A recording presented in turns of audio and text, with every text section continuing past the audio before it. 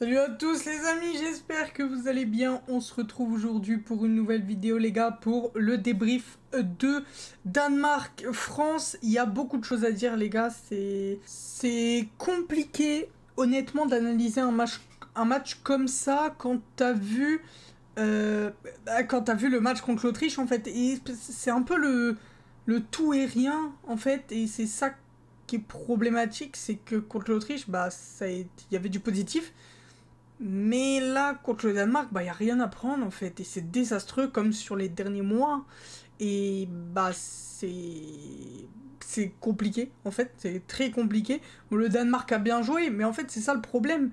C'est qu'avec les joueurs individuels qu'on a, individuellement je parle, en fait, on n'est pas censé se faire bouger par une équipe qui joue bien. En fait, c'est ça la nuance. Parce que nous, on est censé quand même être la meilleure équipe du monde. On est encore champion du monde en titre. Et honnêtement, quand tu regardes les effectifs, t'es top 1 monde. Je pense qu'il n'y a pas un seul effectif qui est meilleur que la France à l'heure actuelle. Sur le papier, je parle. Mais c'est vrai que ce match était très compliqué, les gars. On va parler de beaucoup de personnes, honnêtement, qui sont concernées, notamment Didier Deschamps, les gars. Didier Deschamps, je comprends pas le but de mettre Mbappé qui tire les corners. Ça sort d'où, ça je sais pas d'où ça sort. Mbappé qui est mauvais les gars. Déjà contre l'Autriche, moi je l'avais dit dans ma vidéo, je l'ai trouvé mauvais, mais alors là c'est même plus mauvais. Je sais pas, il essaye de te faire des passes, il t'envoie des briques, il essaye de te faire des tirs, ils sont complètement dévissés. À la finition, il est vraiment désastreux.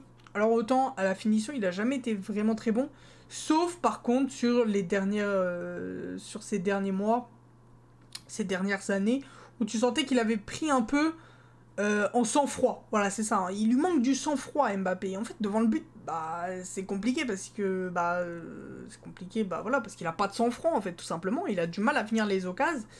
Et c'est vrai que s'il finit les occasions, ça peut vite faire 2-1, voire 2-2. Même si on mérite clairement pas de gagner ce match, hein. Honnêtement, on s'est fait bouffer par le milieu de terrain du Danemark, Eriksen, qui a été un bijou. Eriksen, du miel. C'était magnifique à voir jouer, les gars. C'était splendide. Eriksen, très très fort. Et ouais, non. Mbappé... Mbappé, quand il joue dans l'axe, moi j'ai déjà dit, les gars, mais Mbappé, quand il joue dans l'axe, j'aime pas, en fait. Je l'aime pas dans ce registre. Là où il est le plus fort, c'est sur les côtés. Mais lui, il veut tout s'accaparer, il veut jouer dans l'axe, il veut faire les passes D, il veut prendre les corners, il veut prendre les coups de pied arrêtés, il veut tirer le dernier penalty pour être la star, il veut finir. Frérot, arrête. Avec ce Mbappé-là, les gars, personnellement, je ne vois pas gagner la Coupe du Monde, en fait. Je ne vois pas la gagner, puisque, comme j'ai dit dans ma précédente vidéo, en fait, si t'as, pour moi, Mbappé, qui est un joueur d'axe, quand tu le vois jouer en équipe de France, qui est un joueur d'axe, même si je le trouve meilleur sur le côté, il joue dans l'axe, factuellement, il joue dans l'axe. Benzema, qui est un joueur d'axe, en remise, etc., mais c'est un joueur d'axe. Et on a Antoine Griezmann, qui est un joueur d'axe aussi. En fait, si... J'ai dit dans ma vidéo, pour moi, fallait mettre Giroud. Mais en fait, Giroud ne réglera sûrement pas le problème. Enfin, en vrai, peut-être, parce que Giroud joue pas dans la même zone que Griezmann et Mbappé et Benzema. C'est assez compliqué, honnêtement, mais bref, vous avez compris de la façon où je veux le dire. C'est qu'en fait, on a nos 3 attaquants qui jouent dans la même phase du terrain en fait, et c'est l'axe. Et ouais, nos milieux sont trop peu exploités. Alors il y a beaucoup d'absents, oui, mais notre milieu s'est fait bouffer honnêtement. Tchouaméni qui a pas fait un mauvais match, j'ai trouvé, par contre. Camavinga qui a pas fait non plus si, sa première mi-temps elle est quand même assez mauvaise, on va pas se mentir, sur les relances, les pertes de balles et tout, il en perd beaucoup malheureusement. Mais il y avait des choses intéressantes quand même à Camavinga. Puis ouais, le problème défensivement, défensivement, tu sens qu'il manque un patron, tu sens qu'il manque Varane, tu sens qu'il manque un patron, parce que Badiashile avait fait un beau match contre l'Autriche, mais là c'était vraiment pas fameux. Saliba qui a pas été bon non plus, je suis désolé, hein, Saliba qui a vraiment pas été très très bon pour le coup. Et c'était qui le dernier? Upamecano. Voilà les gars, je suis désolé, j'ai oublié le dernier, c'était Upamecano, ouais, qui a fait un match complètement horrible, qui ressent pas la sérénité quand il a le ballon, tu paniques. Quand il est en défense, tu paniques. C'est un mec, il est pas serein avec le ballon, il est pas serein. Et c'est vrai que quand tu vois le match qu'il a fait contre le Barça, avec le Bayern, bah, tu te dis, mais wesh, c'est quoi le niveau? Mais en fait non, il respire pas la sérénité et c'est terrible. Mais ouais, défensivement, tu sens qu'on a plus la solidité de 2018 qu'on avait avant. Et pour moi, voilà, je le dis, je l'avais déjà dit, mais je vais le redire là encore. La défense à 4 est pour moi bien mieux, en fait. Le dispositif à 4, un bon vieux 4-2-3-1, bah, en fait, je pense ça sera mieux, en fait. Cette compo à 3 ne marchera pas. Cette compo à 3 ne marchera pas, en fait. Et moi, j'y crois pas du tout à cette compo à 3, voilà. Et je veux un changement de dispositif, en fait. Bah, parce que comme je viens de l'expliquer, en fait, le fait que les 3 mêmes joueurs jouent dans l'axe, et le fait que tes pistons, enfin, je sais pas, l'équilibre, il est pas... Bah, tu sens qu'on n'y arrive pas, en fait, tout simplement, il n'y a pas à tergiverser, en fait. On n'y arrive pas avec cette compo, on n'y arrive juste pas. L'équilibre entre le milieu et l'attaque est pas bon, entre le milieu et la défense, il y a un petit décalage, enfin, c'est assez bizarre, et je trouve le système vraiment pas réussi, le pressing était pas bon... Enfin, on s'est fait manger, en fait. On s'est fait contre-presser, en fait, par les Danois, qui ont fait un super match, pour le coup. Mais non, là, ça a été trop compliqué. Et un bon vieux 4-2-3-1 des familles, je pense ça nous irait mieux. Tu vois, avec de la profondeur sur les côtés, 2 bons latéraux qui peuvent dédoubler, hein, Hernandez... et à droite, bon, c'est encore le poste mystère, parce que Jonathan Klaus, je suis désolé, mais il fait pas une très bonne entrée, voilà. Mais à droite, il y a un problème, parce que Pavard en première mi-temps est catastrophique, honnêtement. Je l'ai pas cité, mais il est désastreux. Et ouais, on a un problème à ce poste de défenseur droit. Malo Gusto, voilà, Malo Gusto, les gars, propagande Malo Gusto. Non, mais en vrai, Malo Gusto, je sais pas, il est encore très jeune, tu vois, mais il mériterait d'être testé quand tu vois les mecs qui sont en équipe de France. Et c'est comme Kaloulou, voilà. Bon, je reprends les mots de Bruce Granek pour le coup, que je regarde beaucoup, qui regarde beaucoup l'AC Milan, et qui disait que Kaloulou, bah en fait, ok, ça marcherait peut-être pas, mais il mérite d'être testé comparé aux autres, en fait. Enfin... Kaloulou, c'est vrai que les gars, il joue à l'AC Milan, il est titulaire, apparemment il fait de très bons matchs à chaque fois, et il a même pas sa chance, je comprends pas. Nabil Fekir, c'est pareil les gars, honnêtement, je comprends pas pourquoi il a pas sa chance. Grand respect, hein, évidemment, à tous ceux qui sont sélectionnés, hein, mais je comprends pas pourquoi ne pas tester des joueurs comme ça, qui peuvent peut-être t'apporter un truc.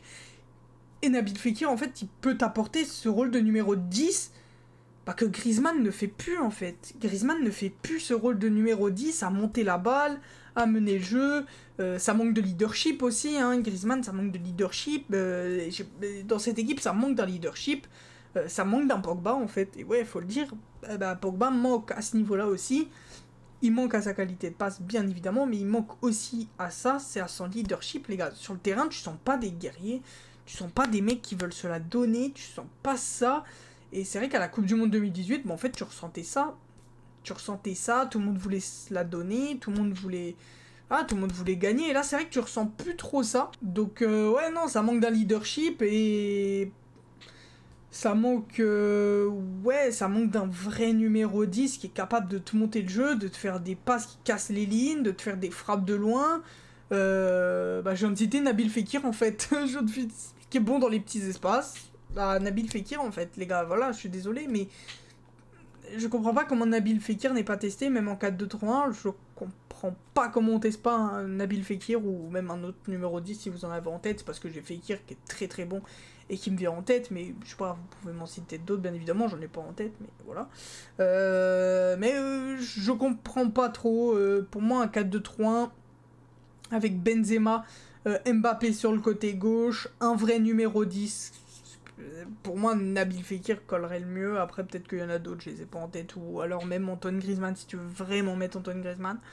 Qui avait pas fait un mauvais match contre l'Autriche, j'ai trouvé pour le coup. Mais là, c'était vraiment pas fou non plus.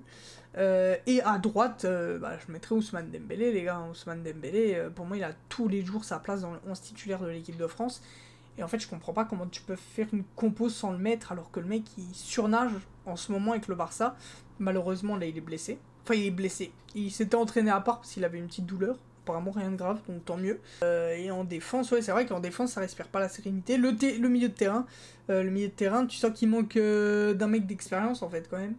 Tu sens qu'il manque d'un mec qui a de l'expérience, un Kanté, un Pogba. Il manque un mec qui a de l'expérience en équipe de France, parce que Tchouaméni, c'est très fort, mais il est très jeune, faut aussi qu'il prenne le rythme.